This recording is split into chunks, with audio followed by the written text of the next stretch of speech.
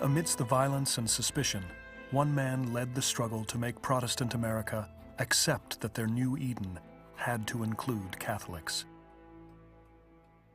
John Hughes was the country's most outspoken Catholic bishop. His challenge to America would redefine the country's commitment to the principle of religious freedom.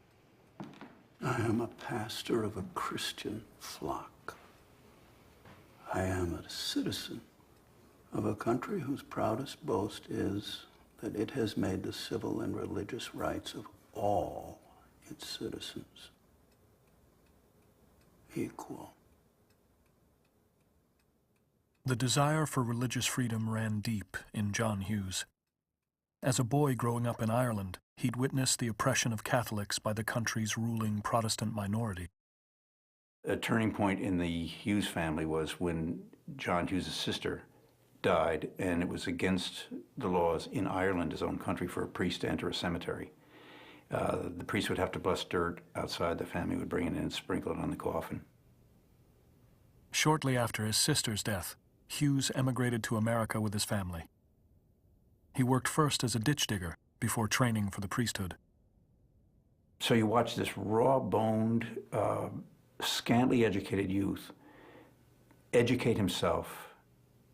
Once he saw what was written in the Constitution and what was declared to be freedoms, and then saw them not lived out, he makes that his clarion call. This country will live up what it claims to be. In his Philadelphia parish, he was famous for his blistering attacks on religious prejudice. He'd sign his letters with a cross. Dagger John, people called him. He put a cross in front of his name, which does look like a dagger, but I think his enemies called him Dagger John because he could be nasty. He was a street fighter. In 1837, Hughes' reputation as a fighter prompted a summons to the Catholic Diocese of New York. Most of the city's 12,000 Catholic children were on the streets and not in school. Their parents had taken them out of the public schools, which they saw as bigoted against Catholics. New York is not what we think New York is today. New York was the center of evangelical public moral reform activity in the whole nation. Many teachers in the public schools were ministers or former ministers. The fact that they were singing Protestant hymns, the fact that the textbooks in the public schools were quite virulently anti-Catholic. Hughes agreed with the parents and vowed to take up their fight. Hughes genuinely felt that the public schools were engines of converting Catholics into Protestants. Their fear was they're going to lose a whole generation of young Catholics. So they thought they had to somehow stop this. New York City's schools were run by the Public School Society, which had been founded in 1805 by Quakers. They, like other evangelicals, believed creating good Americans began in the classroom. One of the main purposes of the public schools was to create moral citizens. And the only way to create a moral citizen was to give them religion. And the only legitimate religion was Christianity. And the only way to inculcate Christianity was the Bible. Hughes agreed with the idea of moral teaching in schools through religious instruction.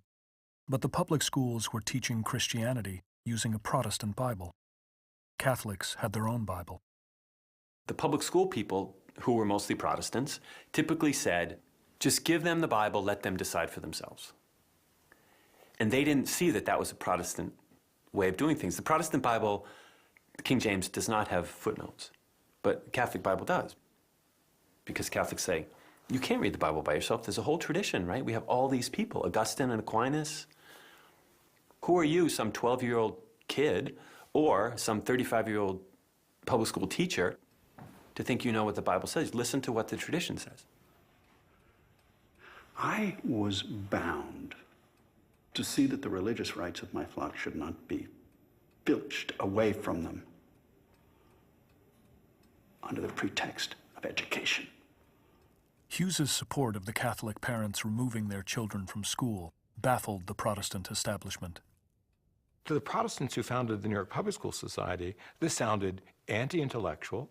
It sounded like sort of the argument of an illiterate throng who wanted to remain illiterate. And it sounded like people who were rejecting a very good offer of learning how to become good American citizens, with the presumption that to be a good citizen of the United States was to be a good Protestant evangelical.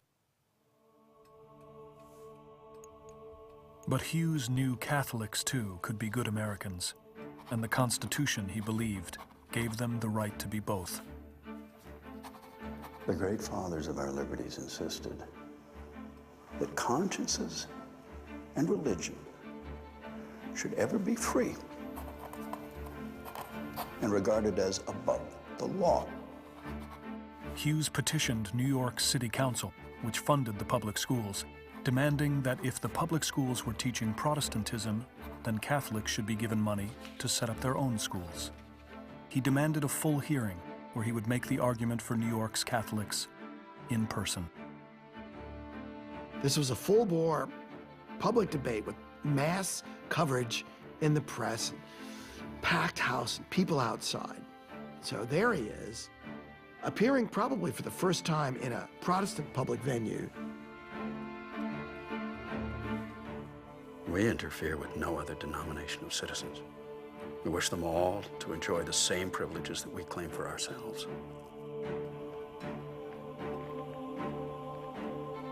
Suppose your children were in the case with these poor children for whom I plead. Suppose then what your feelings would be if the blessings of education were provided bountifully by the state and you were unable to participate unless you were willing to submit that your consciences should be trenched upon. He is relishing, he's positively enjoying the fact that he is making an American constitutional religious liberty case, the same religious liberty that enabled them to create an evangelical majority, he is now going to use to challenge the legitimacy of the education they are delivering and to challenge their political control. The Public School Society responded with their own witnesses. From Old Brick Church, the Presbyterian Gardner Spring.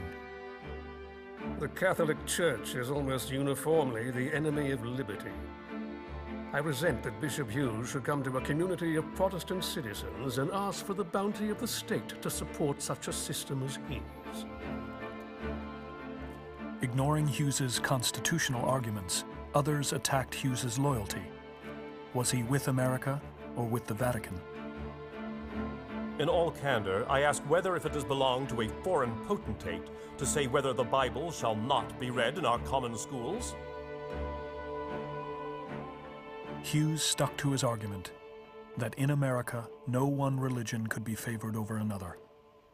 Is not this the principle of the American government? Is it not the pride and boast and glory of the American people?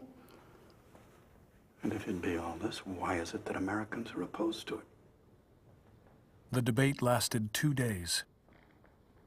In the end, John Hughes lost the vote, 15-1. There would be no state money for Catholic schools. The Protestant establishment felt it would be the end of the matter. I think they viewed John Hughes as a rustic.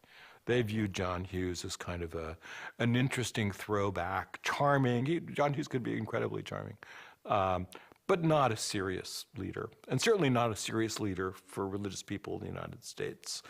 I think to some extent they underestimated John Hughes. Hughes responded to the council decision by raising funds to build dozens of parochial schools. And he was determined that if the Constitution was to be upheld, then the city must be forced to give up funding Protestant schools. I think Bishop Hughes realizes then that there's more than one way to get to Rome, excuse the metaphor. that if you can't win it through debate, you can win it through the ballot. 1841 was an election year in the state of New York. 5 days before the election, at a Catholic rally at Carroll Hall, Hughes presented a list of the candidates he favored. He urged his parishioners to vote for them. Will you adhere to the nominations made? Will you be united?